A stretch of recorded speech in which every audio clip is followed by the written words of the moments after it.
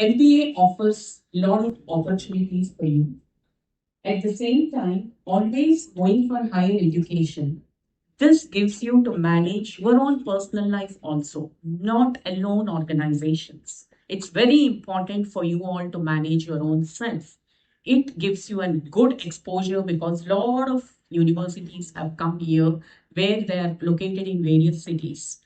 At the same time, Jitendra I would like 1 minute more on this. I would like to quote one of the research which was done by Professor Mark Alpian from Harvard School during 1960s to 1980s.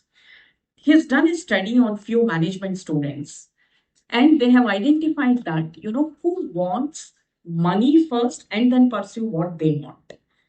Out of few percentage, 83% of the students mentioned that we want to pursue first wealth and then we will do what we want.